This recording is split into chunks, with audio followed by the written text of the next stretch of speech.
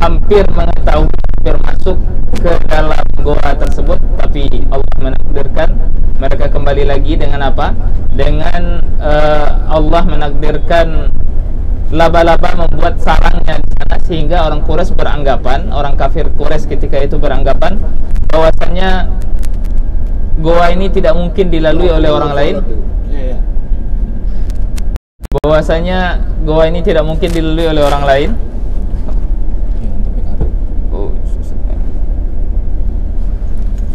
Bahwasanya tidak mungkin goa ini dilalui oleh orang lain atau dimasuki oleh orang lain karena jaring laba-laba, adanya jaring laba-laba.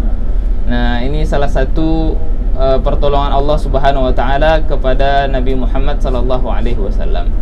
Dan bahkan ada juga sebagian orang Quraisy yang berada di atas goa, sehingga kata Abu Bakar Siddiq, ya Rasulullah, seandainya mereka melihat ke bawah kaki mereka, pasti mereka melihat kita. Apa jawaban Rasulullah? Wahai Abu Bakar, apa pendapatmu kalau seandainya kita berdua, lalu ada yang ketiga, yaitu Allah Subhanahu wa ta'ala. Artinya Allah bersama kita. La tahzan, innallah ma'ana, kata Rasulullah sallallahu alaihi wasallam. Jangan bersedih, Allah bersama kita. Singkat cerita, Nabi Muhammad sallallahu alaihi wasallam selamat dan beliau berangkat ke kota Madinah melalui jalur yang tidak biasa dilalui oleh orang-orang ketika itu, yang mana ada jalur yang biasa dilalui oleh orang-orang menuju ke kota Madinah atau bolak-balik kota Madinah Mekah. Nabi Muhammad SAW membuat jalan baru supaya apa? Supaya tidak berpapasan dengan orang lain. Kalau berpapasan pasti ketahuan nanti kan. Nah, dalam perjalanan Nabi Muhammad SAW hijrah ke kota Madinah, ada beberapa peristiwa. Salah satunya adalah Nabi Muhammad SAW singgah di tenda atau perkemahan Ummu Ma'bad, Ummu Ma'bad, yang mana ketika itu Ummu Ma'bad ini adalah orang Badui atau orang pedalaman Arab, yang mana ketika itu dia tidak tahu siapa yang singgah ketika itu. Jadi Nabi singgah di tenda Ummu Ma'bad, memohon pertolongan untuk diberikan makanan dan minuman. Nah, seperti ini kebiasaan orang-orang Arab dahulu ya. Jadi kalau ada safar terus ketemu tenda atau ketemu kampung, singgah, lalu orang-orang di sana berbaik hati, bermurah hati untuk memberikan makanan, minuman gitu. Nah, Rasulullah SAW meminta supaya dijamu ketika singgah di tenda Ummu Ma'bad tersebut. Tapi Ummu Ma'bad mengatakan bahwasanya dia tidak punya apapun untuk disuguhkan. Ada kambingnya kurus, tidak ada air susunya. Lalu Rasulullah SAW mengatakan di mana kambing tersebut, dan mendatangi kambing tersebut lalu memegang susunya, sehingga seketika susu kambing tersebut bengkak berisi air susu maksudnya. Nah, ini salah satu mukjizat atau tanda-tanda kenabian yang diberikan oleh Allah Subhanahu wa taala kepada Nabi Muhammad sallallahu alaihi wasallam. Sampai singkat cerita, suami dari Ma'bad tersebut pulang ke tendanya, mengatakan, kenapa kambing kita gemuk dan ada air susunya? Lalu diceritakan oleh Ummu Ma'bad yang datang itu siapa. Nah, ketika menceritakan siapa yang datang tersebut, Ummu Ma'bad menceritakan bagaimana fisik seseorang tersebut. Nah, jadi dari cerita Ummu Ma'bad menjelaskan tentang fisik Rasulullah SAW, ini salah satu jadi referensi para ulama untuk mengetahui fisik Rasulullah SAW. Bagaimana indah dan fisik Rasulullah SAW. Nah, baru setelah itu Nabi Muhammad SAW berangkat ke kota Madinah dan pertama kali singgah di Madinah.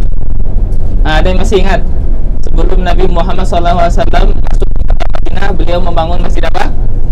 Masjid Quba, ya benar. Masjid Quba, masjid pertama yang dibangun oleh Rasulullah sallallahu alaihi wasallam. Dan peristiwa hijrahnya Nabi Muhammad SAW ini menjadi momentum bagi umat Islam dan juga dijadikan oleh Umar bin Khattab sebagai acuan tahun Islam,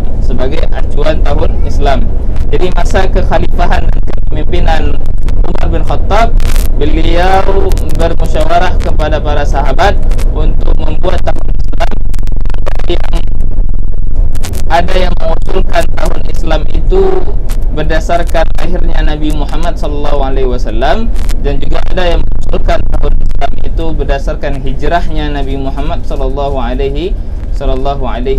Maka disepakati saat itu tahun Islam dimulai dari hijrahnya Nabi Muhammad SAW dengan berbagai alasan.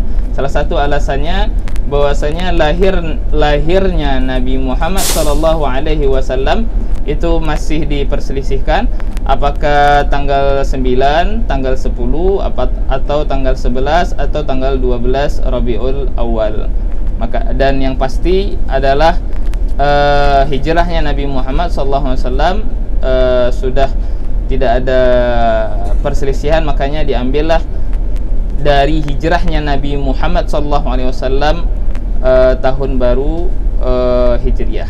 Tahun baru Islam itu disebut dengan tahun baru Hijriah. Hijriah itu maksudnya hijrahnya Nabi Muhammad SAW.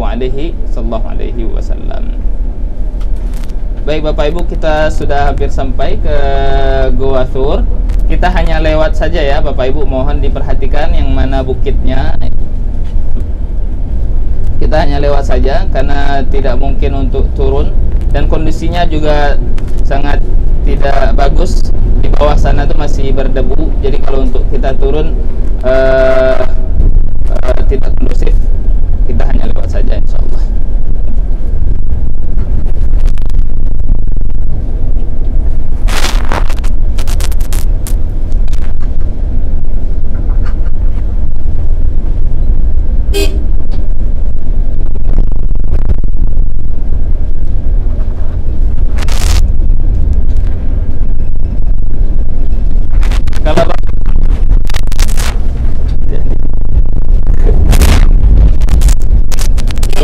Semua perhatikan di Mekah ini gunung bukit itu semuanya bebatuan, tidak seperti di Indonesia, karena seperti inilah kondisi geografisnya Mekah, bebatuan, dan bukit seperti inilah yang didaki oleh Rasulullah SAW dan sahabat-sahabat yang lainnya. Sebagaimana Asma bintu Abu Bakar mendaki bukit atau Jabal Tur untuk mengantarkan makanan kepada Rasulullah SAW. Begitu juga Nabi Muhammad SAW mendaki bukit yang disebut dengan Jabal Nur, Gua Hira, untuk bermunajat sehingga beliau diberikan wahyu oleh Allah Subhanahu Wa Taala di sana. Begitu juga beberapa bukit yang didaki oleh salah seorang sahabat, ini adalah Salamah bin Al-Aqwa. Salamah bin Al-Aqwa ini terkenal sekali. Beliau mengejar, kisahnya sangat terkenal. Beliau mengejar rombongan orang Quraisy dengan kakinya saja, artinya berlari, naik turun bukit dalam satu malam 3 kali untuk menjaga Rasulullah SAW ketika itu ada terjadi perperangan. Dan itu luar biasa karena kekuatan iman yang mereka miliki di dalam hatinya.